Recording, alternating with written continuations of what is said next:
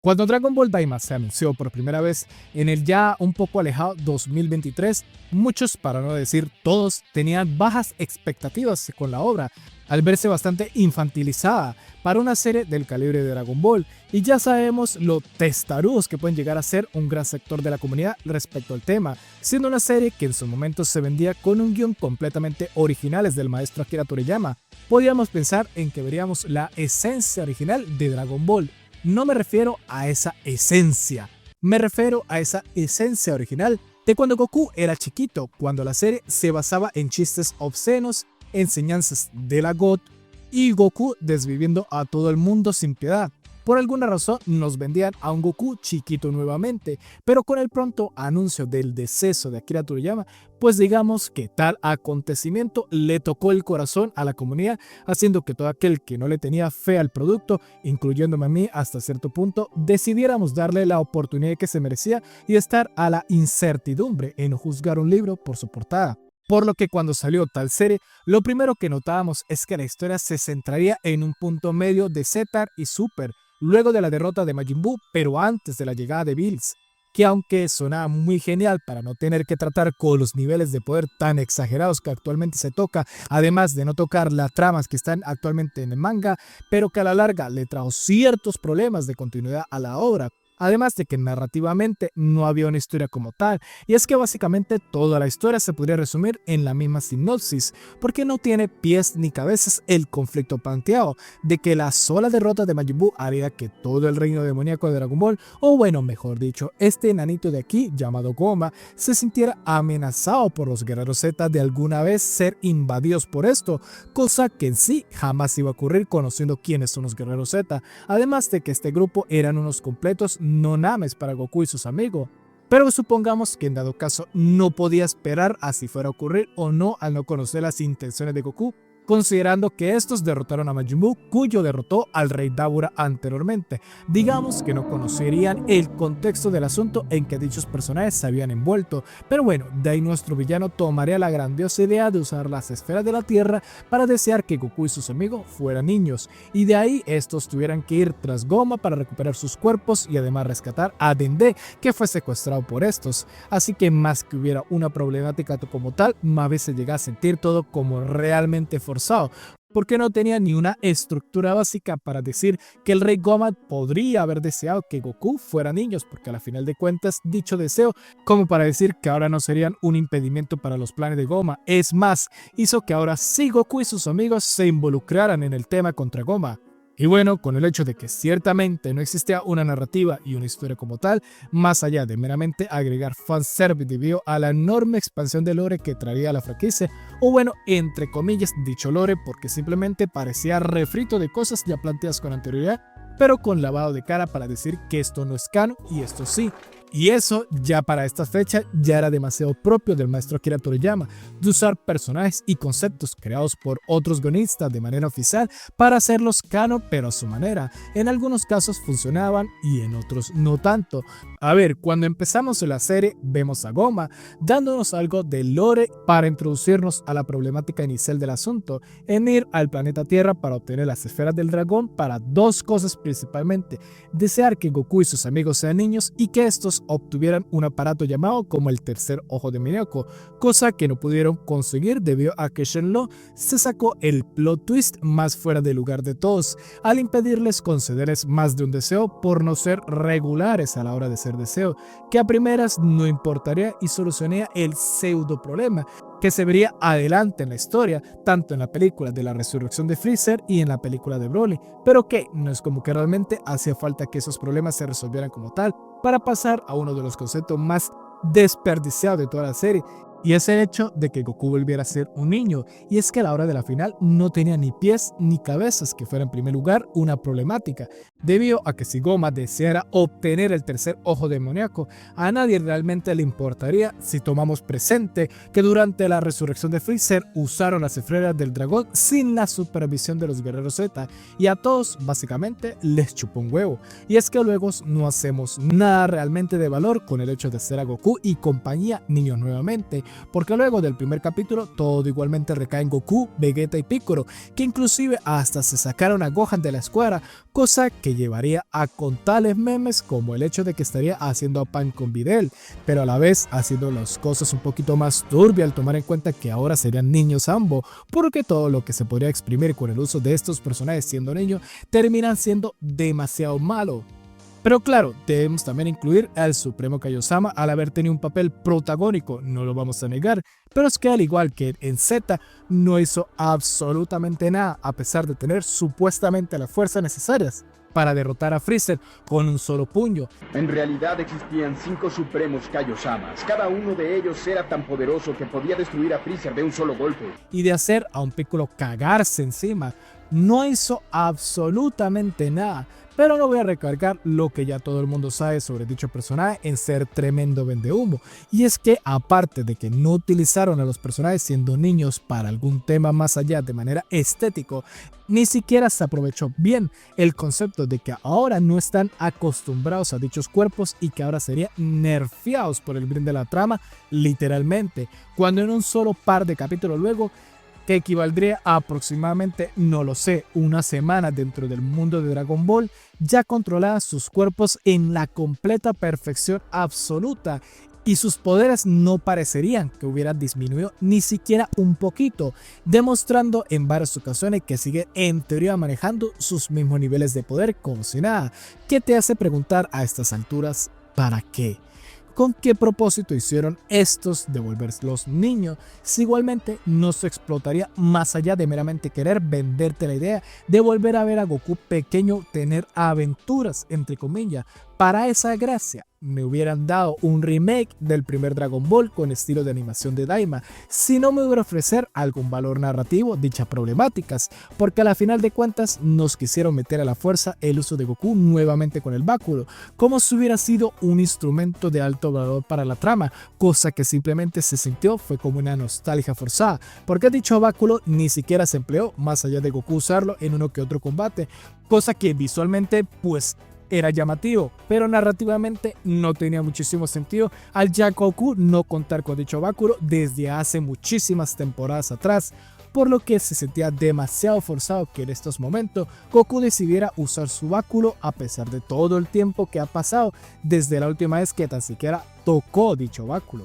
Porque es que luego llegan y ocurre el primer problema argumental que hace que el plan del villano principal de no sé, impedirle a los protas ir a su mundo, se derrumbe por completo. Y esto ocurre literalmente en el tercer capítulo. O sea, el guión ni siquiera estaba tan avanzado porque se introducen unos seres llamados Warp Sama, que son como los encargados de conectar los universos con el mundo demoníaco, ya que dicho mundo demoníaco al parecer es una dimensión completamente diferente. Para acceder a tal mundo demoníaco, debes primero conocer la existencia de estos Warp Sama, cosa que claro, el Kaioshin conocía de su existencia, pero no parecieran que tuvieran algún interés por ello como para darles la información a Goku como tal, pero es que además en primer lugar debe ser propio del mundo demoníaco para poder acceder, y como lo sabes, si tus orejas son puntiagudas, cosa que hasta en el mismo capítulo se fuerza usando magia para que Goku tenga dichas orejas, pero además de ello necesitas un código específico para poder acceder,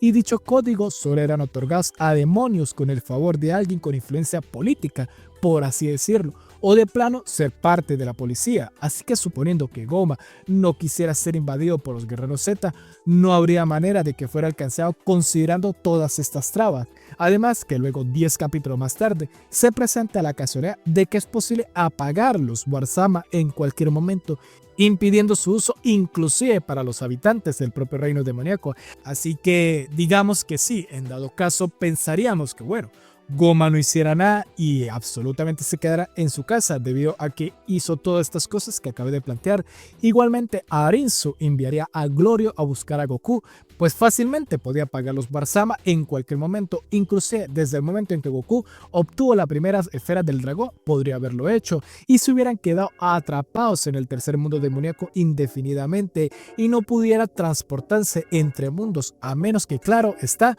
tuviera un Namekiano legendario Deus Ex Machina cuyo lleva a siguiente punto con tal mal estructurada que se encuentra la serie. Y es que sí, no lo mencioné porque quería primero explicar las incoherencias de Goma a hacer lo que hizo, porque es que luego se introduce la existencia de Neva el Namekiano legendario, que personalmente no me cae mal como personaje, inclusive me recuerda bastante bien a Kamisama. Haz lo que quieras, gordo. Y es que el problema recae en que su existencia, aparte de expandir un poco más el lore general del mundo de Dragon Ball, genera momentos como el hecho de que Piccolo sepa quién es él, y que además casi que se sabe todo el lore de los Namekiano. Que claro, muchos podríamos argumentar que sabe toda esa información gracias a Nil, al ser parte de Piccolo, y ciertamente no existe ningún problema con ello en sí, porque incluso eso se introdujo desde la saga de Freezer, cuando Piccolo pudo reconocer a Dende gracias a los recuerdos de Nil. El problema recae en que Piccolo se sabe el lore de los Namekiano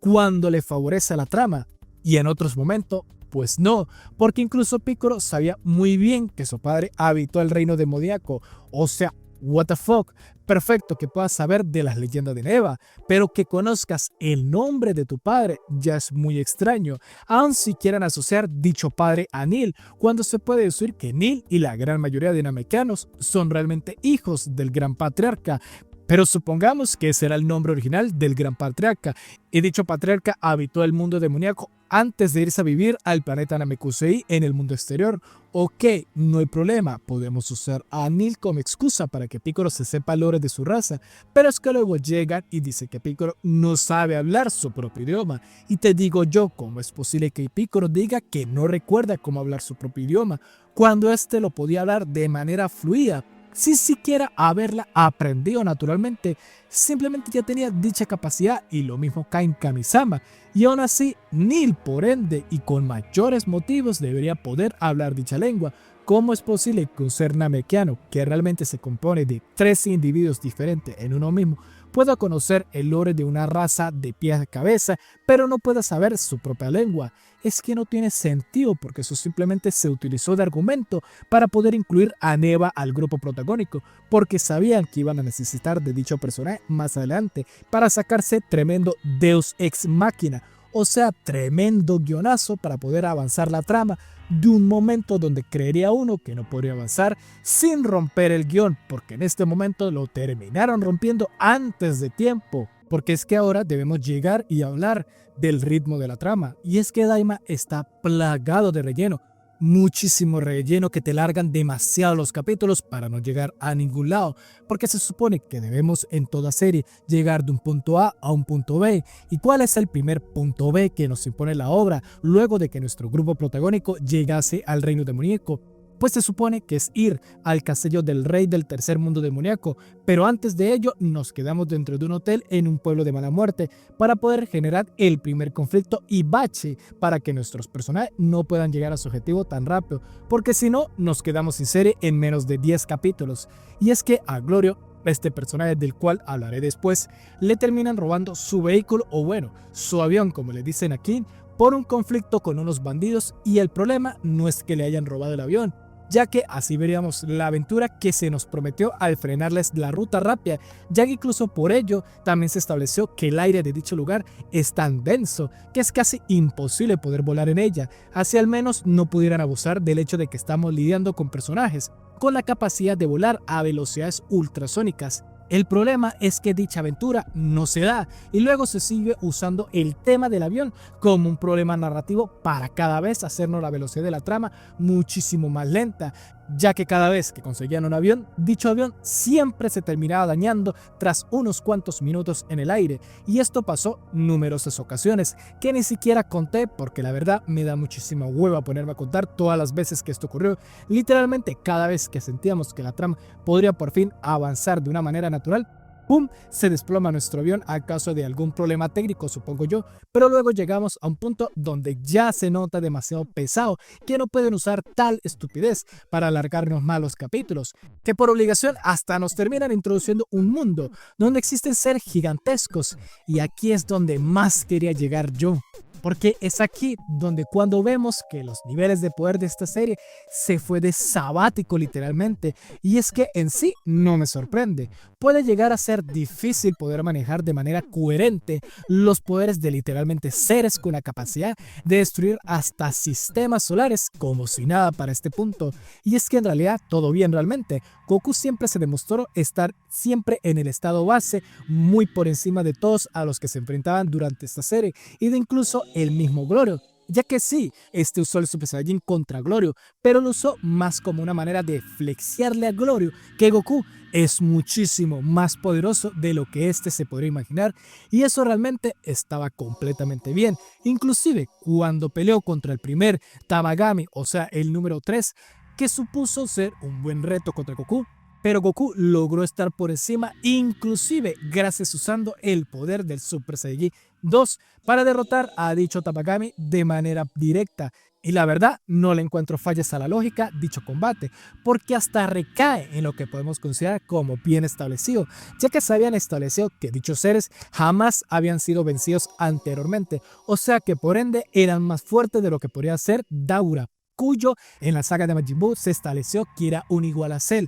O sea, en otras palabras, estamos hablando por encima de un Cell perfecto, pero aún por debajo de un Majin Buu gordo, como para poder justificar que Goku pudiera derrotar a dicho Tamagami sin la necesidad de usar el Super Saiyajin 3. Pero luego llegamos al Tamagami 2 y digamos que vemos a Vegeta lograr alcanzar el Super Saiyajin ahorrador, que claro, es hasta justificado todavía los niveles de poder, ya que dicho Tamagami obtuvo un power-up gracias a Neva. El problema es que tal transformación pues hace cierto agujero de guión en la trama, tomando en cuenta que esto aún se encuentra antes de la llegada de Bills a la Tierra, haciendo que muchos de la comunidad le hicieran hasta memes a Vegeta ahorrando energía, y que por eso no usó dicha transformación contra Bills, o en otros casos literalmente descanonizó Super, que podrías darse el caso, pero no estamos en este momento para hablar de eso. Así que lo único que yo veo aquí es nada más y puramente fanservice. Y además no es el problema, no es ni eso, sino que luego, a pesar de que conocemos ahora las capacidades de tanto Goku y Vegeta en tener el suficiente poder de derrotar a unos seres que tienen hasta la leyenda de nunca haber sido derrotados por nadie anteriormente, llega y nos introduce el planeta de los seres gigantescos, que simplemente por el hecho de ser gigantes, automáticamente tienen el poder suficiente para poder doblegar hasta un Goku usando un Super Saiyajin. Cuando vi dicho capítulo, siempre quise meterme el coping bien adentro del orto, pensando que los personajes no usaban todo su poder y se veían doblegados intentando no herir al niño, ya que sí, el gigante era simplemente un niño, pero es que veo que luego Goku tuvo que usar el Super Saiyajin y aún así se veía hasta superado por este mocoso. Y entonces, ¿qué me estás contando? Que este niño de aquí fácilmente podría que derrotar a máquinas como Cell con solamente usar su mano. O sea, no me cabe en la cabeza tan siquiera que Freezer, que se supone que es muchísimo más débil que Cell, pudiera verse en aprietos por dicho ser. Ahora, si el niño tiene tal poder, ¿cuánto poder podría tener un adulto que se dedicara a entrenar? Y es que luego llegan y dicen que todavía existe un planeta de seres todavía más gigantes que estos. O sea, estaríamos hablando de seres que por el mero hecho de ser gigantes serán mucho más poderosos que sujetos con la capacidad de destruir el mismísimo universo. Pero claro, el capítulo es completamente relleno por donde lo veas, que inclusive hasta se quiso justificar diciendo que dichos seres son siempre pacíficos, porque sí, jamás ni nunca va a llegar a surgir la excepción, exactamente namekianos, cuando según supuestamente los namekianos se suponen que son siempre seres pacíficos. Pero aquí existió el Piccolo Daimaku. Pero ya antes de que tú me contestes, el Piccolo Daimaku es solamente la versión malvada de Kamisama. Perfecto, pero quiere decir que dentro de Kamisama surgió maldad, que le impide también a los demás namekianos poder desarrollar maldad. Igual esto se aplica con los gigantes. Pero bueno, supongamos que dicho capítulo es 100% relleno y jamás ocurrió, pero es que igual no nos curamos del problema de los niveles de poder, porque luego vemos que Goku y compañía igual terminan siendo doblegados por un ejército de soldados truchos, o sea, soldados que muy seguramente no saben ni manejar el ki perfectamente, que les toca que usar armas externas para poder atacar, cuando perfectamente nuestro grupo protagónico podría fácilmente derrotar a estos soldados que muy a duras penas estarían al nivel de los soldados de Freezer. Pero es que llega y estos soldados tienen pistolas de choques que logran paralizar tanto a Goku como a Vegeta. ¡Ay, mi Dios! Pero luego llegan unos tanques que hacen a nuestro protagonista literalmente cagarse encima. O sea, son unos tanques. Ustedes son seres que se pueden mover a velocidades ultrasónicas que les impide acercarse de manera rápida y simplemente destruirlos. O al menos simplemente lanzarles una poderosa ráfaga de ki para ello. Tampoco es que realmente les importara muchísimo a ustedes, Goku y Vegeta, llegar a matar a uno de estos soldados a estas alturas, cuando ya anteriormente se demostraron que muy fácilmente podían hacerlo y no repercutía en nada. Por lo que ahora me toca aquí ir de comentar respecto a los personajes y qué manada de seres tan despropósitos y sin carisma alguna. Claro, existen ciertas excepciones como Arinzo y los Majines, que son ciertamente hasta cierto punto carismáticos, y pienso mayormente por su rol antagónico más que villanesco. Arinzo, por tener ya de por sí buena trama y ser ciertamente disfrutables sus diálogos, al ser una especie de esa clase de divas, pero a su vez sentirse hasta graciosa en otros casos. Como cuando a sus Majin derrotaron al Tamagami número 1 y esta básicamente se quedó como pendeja al ver que no podía resolver el problema del Tamagami 1. Y es que además los Majines hacen una dupla de hermanos muy buena y con cierta química, pero que se llevan muy exageradamente demasiado bien. No sé, son muy buenos personajes a fin de cuentas, me parecen muy buena onda, a pesar de haber sido unos vendehumos, porque ni lucharon bien contra Goku, además de que se notaban estar todavía por debajo de este, y Janemba no lo hicieron canon. Lastimosamente no puedo hablar del resto, empezando por la dupla de villanos de Goma y de Gesu, que este último junto a Arinzo se suponen que son hermanos de Shin, y bueno, Arinzo al menos creó a los Majines, pero de Gesu, por Dios, terminó más vendehumo que el mismo Shin y los Majines juntos. Literalmente quiero suponer que al igual que Shin, este posee un poder capaz de derrotar a Freezer de un solo golpe, pero es tan patético que requiere del uso de una pistola para sembrar amenaza, siendo despachado de un solo golpe. Es que ni Zamasu, que este mes no hizo que Goku se tuviera que transformar en Super Saiyan 2 para ser derrotado. De Gesu no, simplemente Piccolo le dio un zape y se murió. Y luego tenemos al mismísimo Goma, como sin duda alguna el peor villano que he visto en todo Dragon Ball. Peor diseño de todos, las motivaciones más idiotas posibles y los métodos junto a sus decisiones de las más ridículas que pudieran haber. Literalmente es un Garlic Jr., las cosas como son. Todo Daima ocurrió por culpa de este enano y ni fue tan memorable, que es más recordado por haberse convertido en el hermano de Jiren. Y por el lado del elenco principal, aparte de que ya es costumbre que Goku está actualmente muy flanderizado en el anime, los dos nuevos amigos de este, Glorio, literalmente un emo vengador sin personalidad y con voz de serio. Lo único que hizo fue hacerse el piola toda la serie, haciéndose el que va a traicionar al grupo protagónico para simplemente a repetirse al final. Pansy es Bulma 2.0, no es tan mala como Glorio, pero al menos tiene sus momentos cómicos, pero al final como que no llega igualmente a cuajar de la misma forma que lo hizo Bulma en su momento. El güey este que es medio pendejo, que a nadie realmente le importa, y Neva, el legendario Namekiano Deus Ex Machina, que solo existe para hacer girar la trama. Fue introducido para ahorrar que Goma consiga las esferas de la Tierra por sí mismo, luego fue nuevamente traído a la pantalla simplemente para romper unos escudos que él mismo hizo, y solo él podría romperlos. ¡Qué casualidad! Sin mencionar que a medida que íbamos avanzando más la serie, íbamos conociendo personajes que terminan siendo puro relleno, como fue el caso de la Fuerza Ginyu de Temu, que fueron representados como una especie de amenaza, pero que terminaron siendo despachados en medio capítulo, y por un Vegeta que a lo mucho se esforzó más por respirar que por ganarles. Sin mencionar que los ya existentes, aparte de Goku, muy inútiles a la larga. Vegeta está porque debía estar, si no estaba se enojaban los fans, las cosas como son. Ni aportó ni quitó, solo tuvo sus momentos con el Super Saiyan 3, que terminó fue más bien generando una ola de teorías, huecos argumentales, fanservice, debates sobre si Daima descanonizó a Super o no, y memes. Muchísimos memes respecto a su ahorro de energía y de cómo este es incapaz de bañarse por sí solo y de requiere del cuchicuchi de Bulma. Además de estar lleno de puros chistes simplones de él siendo amargado. Piccolo solo fue un plot device para narrar lore cuando a la trama le convenía, porque no aportó nada. No sé ni para qué me vendieron la idea de tener a Piccolo en el elenco, que no iba a hacer nada, porque incluso el momento que Neva se unió al grupo, todas las explicaciones del lore cayeron en el anciano. Lo mismo con Bulma, que terminó siendo opacadísima por Pansy, y de Shin no comprendo ni para qué estuvo en la obra. Sinceramente, no entiendo por qué en la sinopsis de la serie nos vendieron una aventura donde iba a participar Goku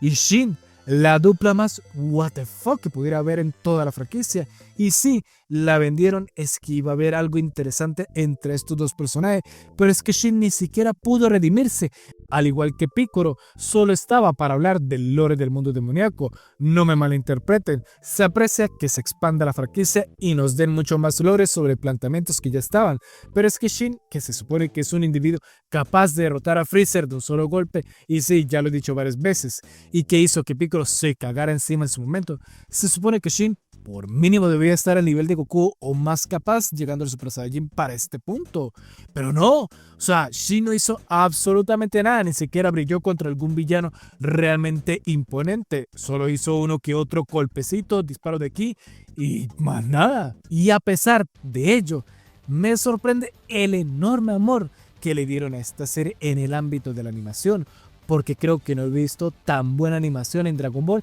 desde el final del arco del torneo de poder, y es que es de aplaudir que al menos tuvieron la calidad desde un inicio hasta el final. Se nota que sí se tomaron el tiempo de animarlo y no simplemente rushearlo para sacarle el mayor dinero posible al hypeo, como ocurrió con Dragon Ball Super en su momento, y con ello, sea como sea, respecto a todo lo que mencioné, al final de la serie sí fue hasta en cierto modo satisfactoria, ya que a pesar de que Goma es una basura de villano, las cosas como son, el combate final contra este, en su forma de hermano de Jiren, fue un combate bastante disfrutable y ciertamente bien animado por la gran participación de tanto nuestro ser como de nuestros pseudo villanos, por así decirlo, a pesar de que hubieron muchísima consistencia en este combate, debido a que hubo un momento en que simplemente Goma terminó convirtiéndose en un gigante, pero había secuencias en que Goma parecía ser relativamente más grande que Goku y en otras masivamente más grande que Goku, y con eso llegamos al clímax de dicho combate,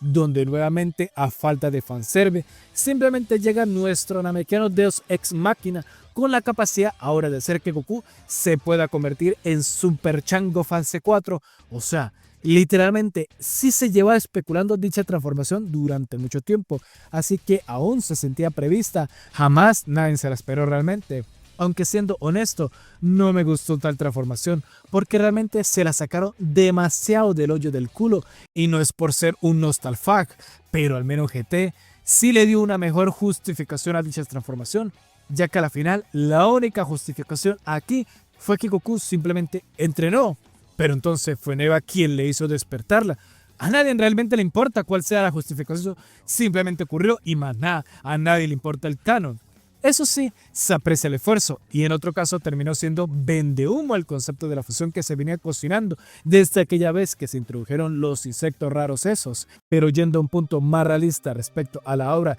debido a que ya acabó y seamos honestos, es momento correcto para poder ver las flajezas de esta. Hoy en día Dragon Ball ya no ofrece nada fresco, simplemente fanservice y peleas. No es malo del todo, pero siendo justos, le ha generado una imagen al fandom de ser básicamente conformistas en simplemente recibir cualquier cosa que les llene el vacío de la infancia en sus corazones. O sea, no buscan apelar a un nuevo público, simplemente revivir viejos pasados, a pesar de que realmente termina hartando a la larga. Sinceramente, si agarramos todo lo que nos ofreció esta obra, pero le quitamos el nombre de Dragon Ball, tendríamos un producto muy mediocre. Eso sí, aprecio el chiste sobre de que los ojos demoníacos son productos que puedes comprar en la tienda de insectos. Así que bueno, ya solo debemos esperar a ver con qué mamá nos saldrá la franquicia luego de esto. Pero hey, al menos rompió el internet como 50 veces, ¿verdad? Ya que al parecer es lo único que le importa al fandom de Dragon Ball actualmente. Eso sí, más que One Piece en toda su trayectoria. Antes de terminar el video, unas últimas palabras para Akira Toriyama. Y a pesar de que honestamente Daima me pareció un producto de muy mala calidad, debo decir que a pesar de todo, desde el fondo de mi corazón, gracias. Muchas gracias por todos estos años, Akira Toriyama. Tal vez puede que haya sonado algo dura mi crítica, pero debo apreciar que a lo largo de mi vida, Dragon Ball ha sido muy influyente en mi vida y creo que no soy el único que habla por todos, tanto en sus buenos momentos como en los malos. Siempre disfruté de todo el contenido de Dragon Ball a su manera, sea o no se hace canon. Así que por favor, fans, dejen de discutir sobre si cosas son canon o no. Realmente en estos puntos siento que el mensaje de Akira Toriyama es darme a entender que el canon son los amigos que hicimos en el camino.